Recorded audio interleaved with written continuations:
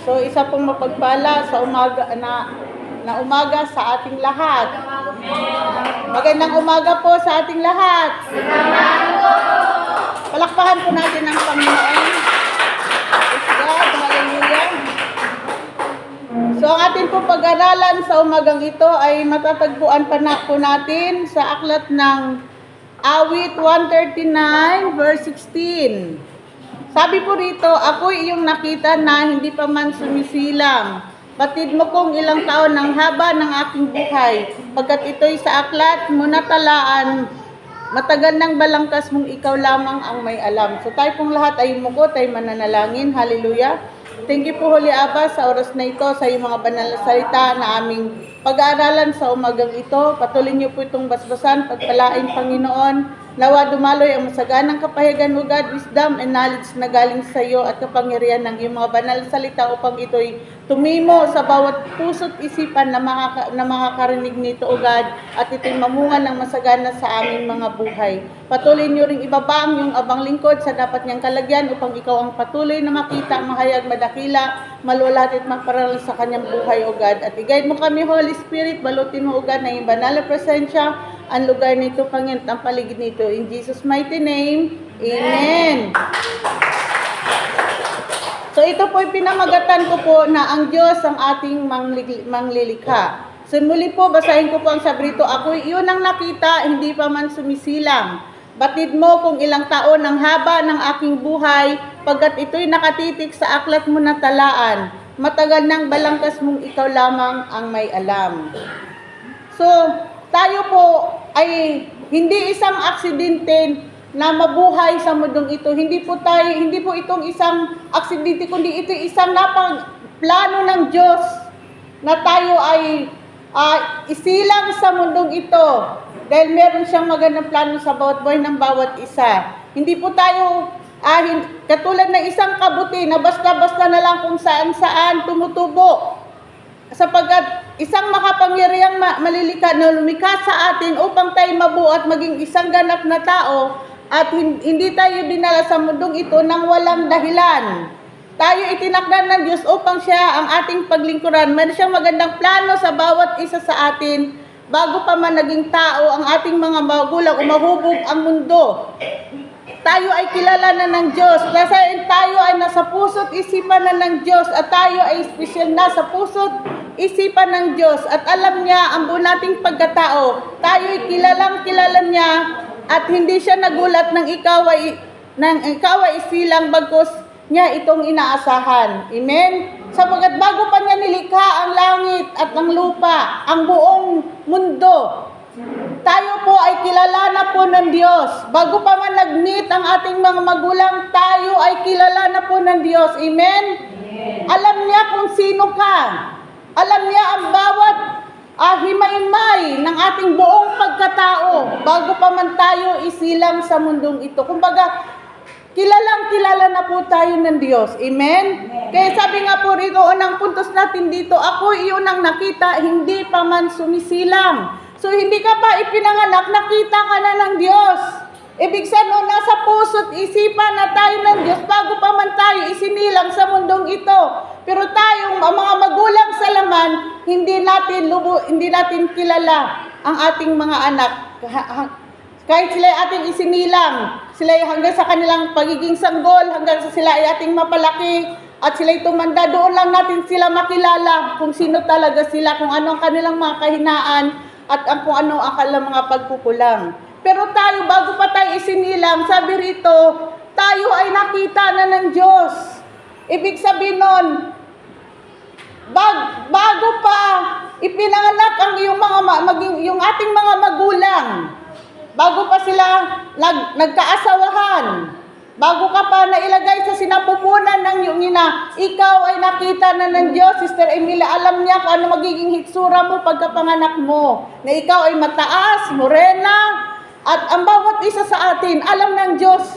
Nakita na po tayo ng Diyos bago pa po tayo isinilang. Amen? So, buo na po ang pagkakilala sa atin ng Panginoon, sapagat nakita na po niya tayo. Ang sabi nga po sa Awit 39 verse 13, ang anumang aking sangkap, ikaw o Diyos ang lumikha.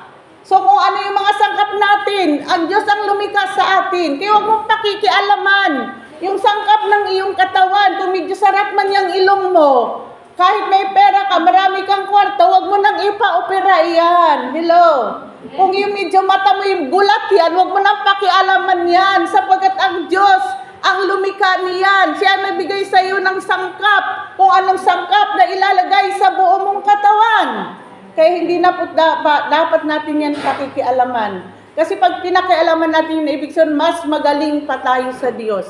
Yan ay perpekto na po yan sa paningin ng Diyos. Bagamat kung hindi man yan perpekto sa mata ng ibang tao, yan ay perpekto po yan sa paningin ng Diyos. Sapagkat siya ang nagbigay ng sangkap na iyan. Inisa-isa po niya iyan na kanyang, para siyang isang manlililok na inaayos niya yung mata, yung ilong, yung tainga, inuukit po niya yun at kung ano yung kalooban niya, kung ano yung magiging hitsura mo, ano yung magiging, kung ikaw may medyo maikli ang paa mo, o medyo sarat ang tainga mo, ay tanggapin mo yun. Bakit? Ang Diyos ang lumikha niyan. Ang Diyos ang nagsangkap sa iyo niyan. Amen? At yan ay perpekto sa paningin ng Diyos iyan.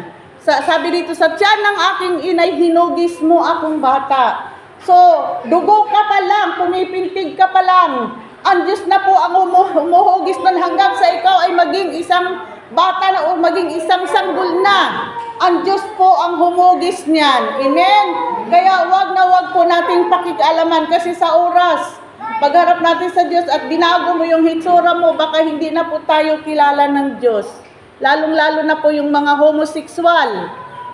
Kung ikaw ay may lawit ka, wag mo nang ipa-opera iyan, wag mo nang papalitan iyan ng baak. Amen? At yung mga tomboy naman, wag ka nang magpalagay ng lawit. Amen? Sapagkat yan ang nilagay sa iyo ng Diyos, yung sangkap na ibinigay sa ng Diyos, wag mo nung yang pakikialaman. Kaya sabihin mo sa katabi mo, wag mong pakikialaman. Masiyahan na tayo kung anong hitsura meron tayo. Hello? Kung tayo man ay medyo morena maitim, ay huwag ka nang maglaklak ng gluta. Gluta tayo, Gluta tayong bagay yun. Gluta! Para ikay pumuti. Huwag na po nating pakialaman sapagkat yun po yung inilagay ng Diyos sa atin. Yun yung binigay ng Diyos sa bawat isa sa atin. Makontento na po tayo doon at pasalamatan natin ang Diyos na ipinagkaloob niya sa atin ang mga bagay na yun. Amen? Palakpakan po natin ang Panginoon. Awit 139:15, sabi rito, ang buto ko sa katawan, nung iyon ay hugisin, sa loob ng bata do iyong napapansin, lumalaki ako ron sa iyo'y di nalilihim. Sa buto ng aking katawan, nang iyon ay hugisin, sa loob ng bata iyong napapansin. Kaya kung medyo tabingi man yung kamay mo, yung binti mo, ano man yung naging tabingi sa'yo ng mga sangkap ng katawan, yung mga buto mo, ay magpasalamat ka na doon sapagkat ang Diyos ang humugis noon. Doon sa bahay bata, na unti-unti tayong hinuhugis ng Diyos doon. At sabi ron, lumalaki tayo doon na sa Kanya ay hindi nalilihim. So nakikita ng Diyos, nasa sinapupunan pala tayo ng ating ina, nakikita niya doon ang ating hitsura, kung sino tayo, at yun ay hindi nalilihim sa paningin ng Diyos sapagkat siya nga po ang gumawa na yun sa bawat isa sa atin. Amen?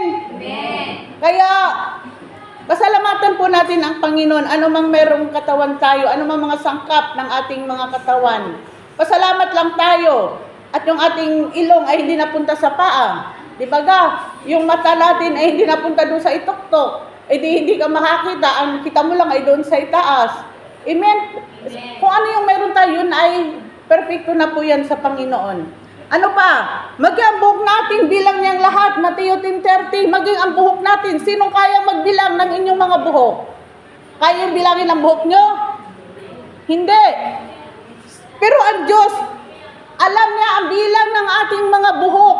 So alam niya pag may nalalaga sa buhok mo. Alam niya pag may tumutubo sa mga buhok mo. Alam po yan ng Diyos, bilang niya lahat ng iyan. Ang dami ng ating mga buhok. Tingnan mo, buhok lang ha, buhok lang. Alam ng Diyos ang bilang ng lahat ng iyan. Alam niya na pag nagkukulang iyan o hindi. Alam po niya lahat yan, bilang niya lahat ang ating mga buhok. Alam niya kung ilan ang puti ng buhok mo, ilan ang itim ng buhok mo, at alam din niya na sa oras na ang buhok mo'y naglalagas, alam po niya iyon. Alam niya lahat ng bilang ng buhok mo. Alam niya kung ilan na lang ang natira sa buhok mo. Amen? So ano yung pangalawa? Batid mo kung ilang taon ang haba ng aking buhay. Sabi niya sa ibang talata, kasabay ng ating pagsilang, nakatatak na rin kung ilang taon tayo mabubuhay sa mundong ito. Hindi alam ng magulang mo, hindi mo alam kung hanggang kailan ka mabubuhay sa mundong ito, pero ang Diyos alam niya kung ilang taon lang tayong mabubuhay sa mundong ito. Kaya kahit anong pagsisikap mo, kahit saan mo dalhin ang sarili mo, dalhin mo sa ibang bansa, ang iyong kwarto, puro mga oxygen ang ilagay mo diyan. Pag oras mo na talaga, kahit anong dami ng pera mo na ilagay mo sa kwarto mo para hindi ka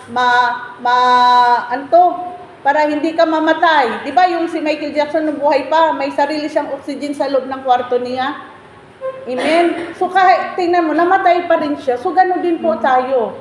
Kasabay ng ating pagsilang natin, nakatatak na po yan. Kaya merong isang tao na namamatay na minsan pagkapanganak, namamatay na 30 hanggang 70 years, namamatay sapagkat yun yung takda ng bawat isa sa atin. Amen?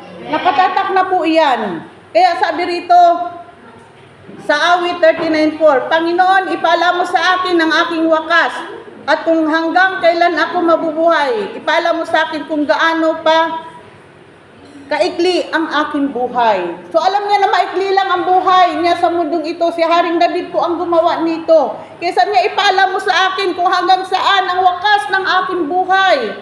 At kung hanggang kailan ako mabubuhay, ipaalam mo sa akin kung gaano kaikli ang aking buhay. Bakit niya hinihingi sa Lord na ipaalam sa kanya kung hanggang gaano kaikli ang kanyang buhay para magawa niya kung ano yung gusto ng Panginoon, yung plano ng Diyos sa kanyang buhay.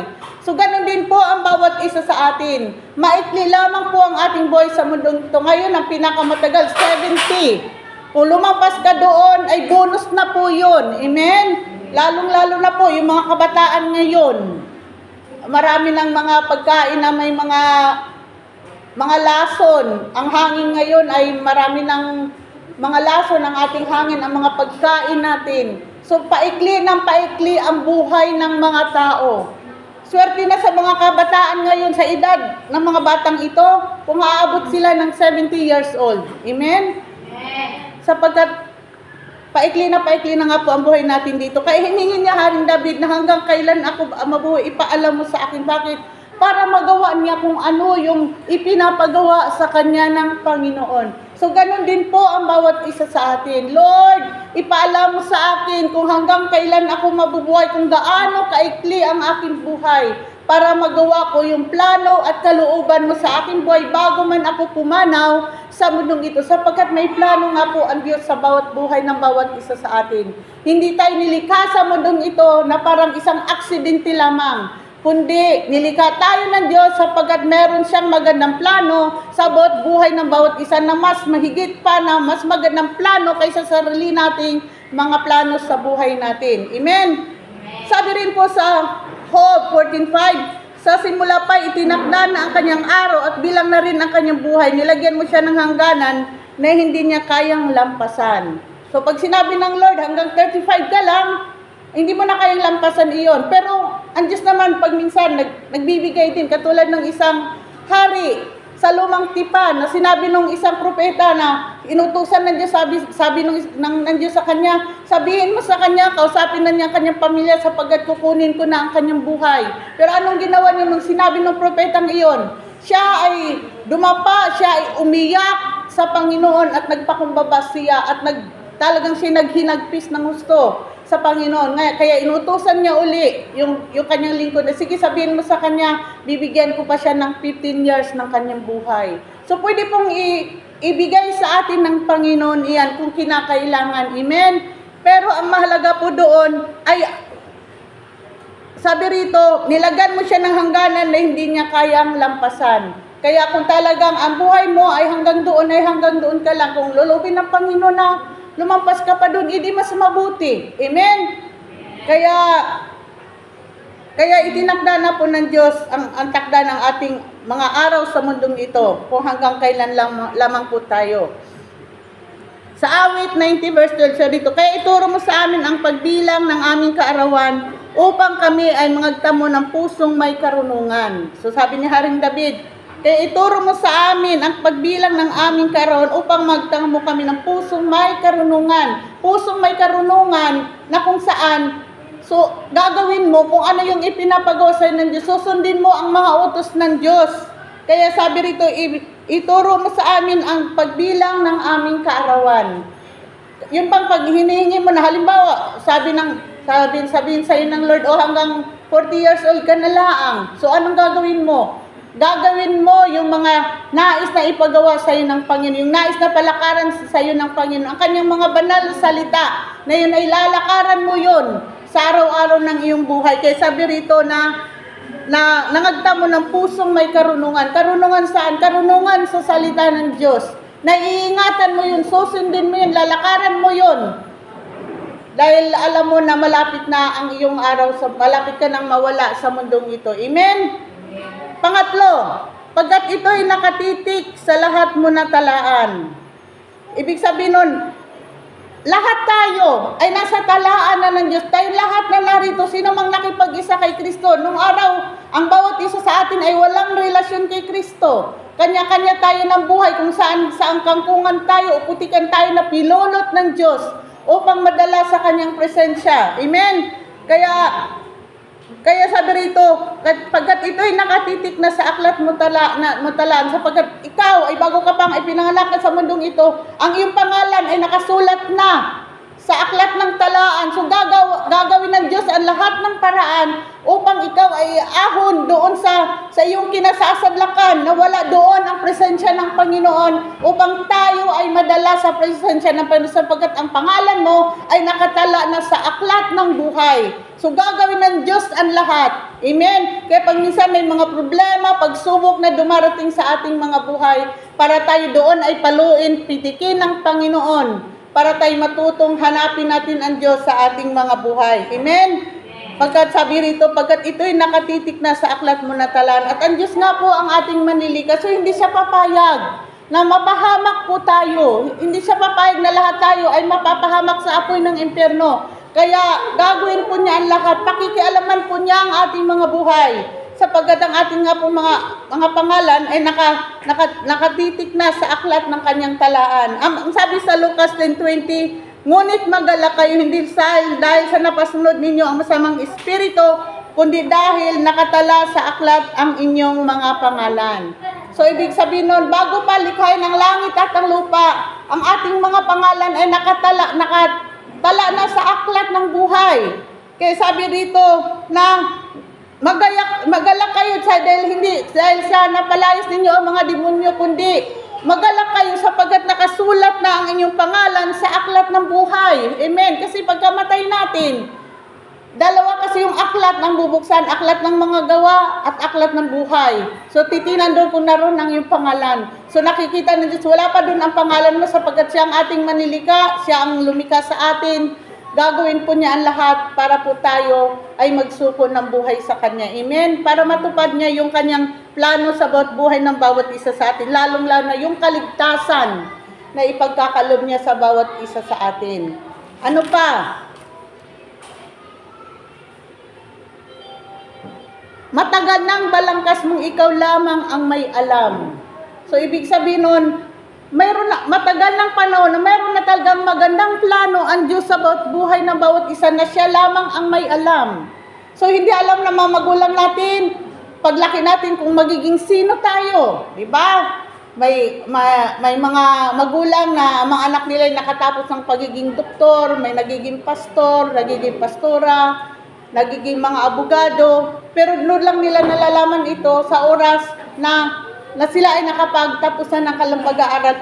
Pero ang Diyos, sabi rito, matagal ng balangkas mong ikaw ang may alam. So alam na ng Panginoon kung sino ka, kung ano magiging buhay mo, na siya lamang ang may alam simula't sapul kung ano ang magiging buhay mo pagdating ng panahon. Amen? Kaya Jeremiah 29:11 sabi rito, sapagkat batid kong lubos ang mga plano mo ko para sa inyo, Mga planong hindi nyo ikasasama kundi para sa inyong ikabubuti. Ito yung mga planong nagdudulot sa inyo ng kinabukasang punong-puno ng pag-asa. Saan sabi niya rito, batid niya kung anong plano niya sa bawat isa sa atin. At ang mga plano niya sa atin ay hindi ito para sa ikasasama ng bawat isa sa atin, kundi para ito sa ikabubuti ng bawat isa sa atin, na ito ay nagbibigay o nagdudulot sa atin ng kinabukasan na punong-puno ng pag-asa. Amen? Kaya nga tayo ay dinadala ng Panginoon sa mga ganitong gawain, sapagkat itinuturo niya sa atin ang kanyang mga banal na salita para tayo ay mamuhay ng mabuti sa kanyang harapan. Amen? At tayo ay magkaroon tayo ng magdudulot ito sa atin ng kinabukasang punong-puno ng pag-asa. So yun yung pangako ng Diyos. Kaya tayo ay nilikha niya. Bibigyan niya tayo ng magandang plano na nagdudulot sa atin ng kinabukasan na punong-puno ng pag-asa. So hindi kabiguan ang ibibigay sa atin ng Panginoon. Ang kailangan lamang matuto tayong sumunod sa ating manlilikha. Amen? Gawin natin kung ano yung gusto niyang palakaran sa bawat isa sa atin, at tayo ay bibigyan niya ng kinabukasang punong-puno ng pag-asa. Amen? So sa tayo ay magtatagumpay sa ating mga buhay. Sapagkat sabi niya rito, lubos na niya kung ano ang plano niya sa bawat isa sa atin. Alam niya, ang kailangan lamang natin ay hanapin natin kung ano yung kalooban ng Diyos sa buhay ng bawat isa. Manalangin tayo, hingin natin sa Panginoon kung ano yung gusto niyang ipagawa sa bawat isa sa atin, at tayo ay kanyang sasamahan at tayo ay magtatagumpay doon, sapagkat siya nga po ang ating manlilikha. Amen? Iga-guide po niya tayo, tutulungan po niya tayo para tayo ay magtagumpay sa buhay ng mundong ito, hindi lamang sa spiritual, kundi maging sa mga bagay ng mundong ito. Amen? Ang sabi pa po niya sa Romans 8:28, alam natin sa lahat ng bagay ang Diyos ay gumagawa kasama ang mga nagmamahal sa Kanya, ang mga tinawag ayon sa Kanyang panukala sa kanilang ikabubuti. So sabi rito, alam natin sa lahat ng bagay, ang Diyos ay gumagawa kasama natin. Ibig sabihin nun, pag tayo ay gumagawa sa kalooban ng Diyos, tayo ay kanyang sasamahan. Tayo ay kanyang gagabayan niya tayo upang marating natin yung plano niya sa ating mga buhay at maranasan natin yung mga pagpapala na pangako niya kung tayo ay susunod sa kanya. Amen? Kaya sabihin dito na